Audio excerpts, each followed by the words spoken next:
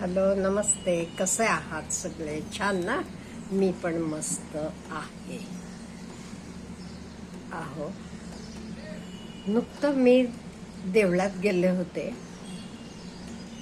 तिथे मला बाहेर बसलेला एक अगदी 27 वर्षाचा युवक दिसला आणि त्याची अवस्था म्हणजे अशी झालेली होती, म्हणजे त्याचं लिव्हर काम करेन असं झाले म्हणे, किडनी काम करेन असं झालेलं आहे.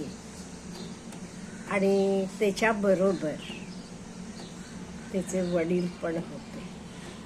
देवळात घेऊन आले होते, म्हणजे त्याला चालता होत नव्हतं, तरी रिक्षात घेऊन देवाचे तरी पाया पडून ये म्हणून त्याला घेऊन आलेले होते. मग बाहेर मी पण बसले होते देवाला जाऊन आल्यावर बेंचवर, पलीकडचे बेंचवर.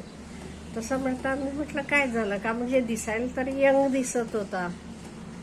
मग वय विचारल्यावर ते म्हणाले 27वं वर्ष आहे त्याला. मग त्यांनी सांगितलं असं असं सगळं झालेलं आहे म्हणून, किडनी काम करेना, लिव्हर काम करेना. मग म्हटलं काय कारण झालं ह्याला, कशामुळे झालं, लहानपणीपासून आजारी होता का? ते म्हणाले नाही, लहानपणीपासून काही आजारी नव्हता, तब्येत चांगली होती. नंतर मोठा झाल्यावर त्याला असे मित्र भेटले, कॉलेजला जायला लागल्यावर ते मित्रांचे नादी लागून तो दारू प्यायला लागला. आणि दारू पिऊन एवढा त्याचा परिणाम झाला त्याच्या अंगावर. ते मला म्हणाले त्याचं हे बघा, अंग पण असं जरा सुजलेलं दिसत होतं. आणि मी सांगितल्यासारखं किडनी हे सगळं काम करेन असं झाले. म्हणाले अंग तर सुजलेलंच आहे म्हणाले. ते म्हणाले ताई तुम्हाला काय सांगू, त्याची सगळं अंग म्हणजे इवन आपण बाथरूमला जातो ती जागा सुद्धा एवढी सुजलेली आहे आणि त्याला अफाट वेदना होतात.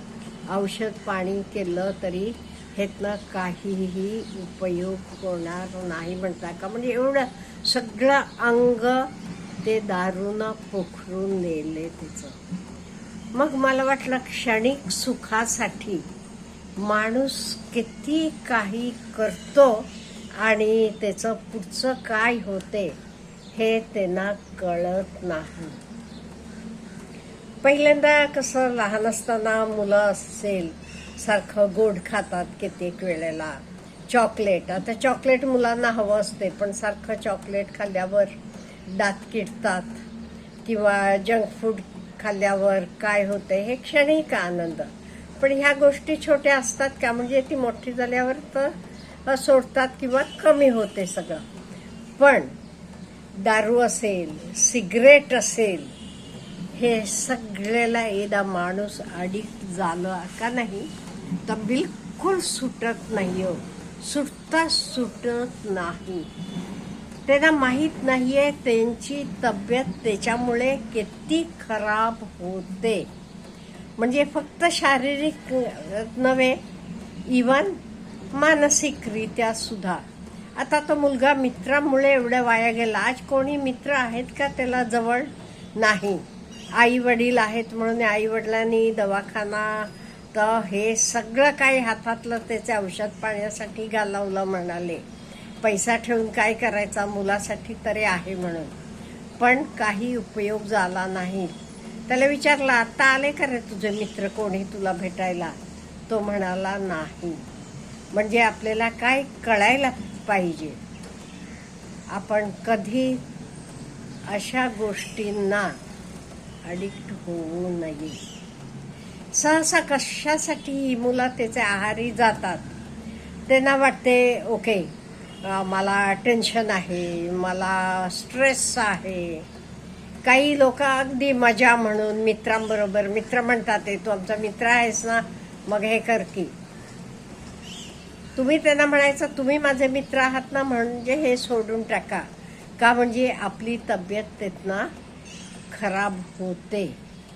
त्यामुळे मित्रांसाठी असू देत, काहीही असू देत, आणि पेन आणि प्लेजर हे दोन्ही आपल्या आयुष्यातले अंग आहेत. कधी पेन येणार, कधी प्लेजर येते, आणि त्यामुळे हे काही आपलं पेन अशा नको त्या गोष्टी करून नाही सुटत.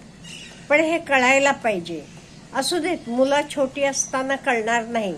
सपोज एखाद्या छोट्या मुलाला तुम्ही एक चॉकलेट दाखवा आणि 2000 रुपयाची नोट दाखवा, मूल काय घेईल? चॉकलेट घेईल.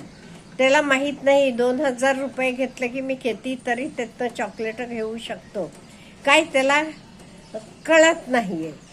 पण आता मोठं झाल्यावर, आपल्याला समजायला लागल्यावर, आपण आपले मनाला कन्व्हिन्स करायला पाहिजे. म्हणजे सपोज मी स्मोकिंग केलं, स्मोकिंग करून काय होणार? माझ्या शरीराची तरी वाट लागणार, आणि माझ्या शरीराची वाट लागली की माझ्या घरच्यांचं काय होणार? माझ्यावर खरे प्रेम करतात, आई वडील असेल, भाऊ बहीण असतील, बायको मुलं असतील, ह्यांचं काय होईल?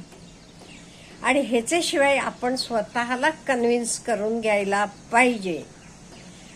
असं गेलं तर माझा सर्वनाश होणार आहे. त्यामुळे मी हे पॅटर्न बंद करायला पाहिजे, कुठेतरी ब्रेक करायला पाहिजे. मग कोणाला सांगायला पाहिजे? आपण आपले सबकॉन्शियस माइंडला. का म्हणजे लोकांना हे सांगून, कन्व्हिन्स करून, लोकांनी सांगून कळत नाही. कितीतरी जणांना मी हे सांगून बघितले, पण काही फायदा झालेला नाही. पण माणूस कधी बदलतो? कधी त्याला कळते तेव्हा तो बदलतो, नाही ते कुठल्याही गोष्टीत. मला तरी हे आता कळलेलं आहे. फॉर एक्झाम्पल, माझी एक भाची आहे बरं का, खूप छान स्वयंपाक करते. तिचे हाताला चव आहे तशी कुठल्याच हॉटेलला नाही. एवढं सुंदर ती करते सगळं, आणि आवड पण आहे तिला. आणि ती कुठेतरी छोटे मोठे नोकरी करते, महिन्याला काय 12-13 हजार. मी तिला म्हटलं, हे करत असताना तू YouTube चालू कर. कुकिंग तुझं एवढं चांगलं आहे आणि तुझं छंद आहे, तुला आवडते तर, त्यामुळे हे कर, हेतनं तुझं चांगलं होईल. एकदा व्यवस्थित चालू लागल्यावर मग होते तू नोकरी सोडून टाकू शकते. मी तिला उदाहरणं पण दिली. कितीतरी लेडीज कसं हे करून कुठेपर्यंत पोचलेले आहेत. नाही, तिनं काहीही चालू केलं नाही. का? तिला मनाला वाटत नाही. मग तुम्ही पैसेसाठी ह्याच्या पुढे हात पसरता, त्याच्या पुढे हात पसरता. ह्याचे ऐवजी आपण काहीतरी, आपले काही स्ट्रॉंग पॉइंट्स आहेत तर निर्माण करू शकतो का नाही? पण हे दुसऱ्यांना सांगून कळत नाही. हे का? त्यांना आता करायचं म्हणजे नको वाटतंय. त्याच्यासाठी बसायला पाहिजे, करायला पाहिजे. आपला ॲटलिस्ट 1-2 तास तरी रोज एक व्हिडिओ घालायचं म्हटला तरी रोज 1-2 तास तर त्याच्यासाठी खर्च करायला पाहिजे. हे लोकांना कठीण वाटते. म्हणजे मला काय म्हणायचं, क्षणिक सुख त्यांना वाटतं. आता रील्स बघत बसला की मजा आली, पण तर रील्स करणारा किती मेहनत घेतो हे त्यांना कळत नाही. त्यामुळे बाळांनो, क्षणिक सुखाचे बिलकुल मागे जाऊ नका.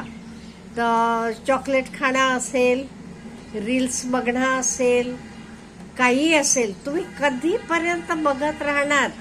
स्वतःचं कंटेंट मग काय चालू करणार? स्वतः काहीतरी कधी बनवणार? हा विचार करा ना. बघू नका म्हणत नाही मी, बघा. त्यातनंही आपण भरपूर काही शिकू शकतो. तेवढ्या शिकून घ्या. पण ठरवा, दिवसाला मी एवढा वेळ बघणार, त्याच्यापेक्षा जास्त नाही. किंवा कंटिन्युअस बघत बसलं तर डोळ्याचं माझं काय होईल? किंवा मी ह्यातनं काही ग्रो होऊ शकतो का? तर बघा तुम्ही. मग तुमचे आवडीचं काही फील्ड असू दे, तुमचे आवडीचे फील्डकडे वळा आणि तिथून तुमचं काहीतरी स्वतःच ग्रोथ कडे वळा. त्यामुळे क्षणिक सुखांचे पाठीमागे लागू नका. Have a good day.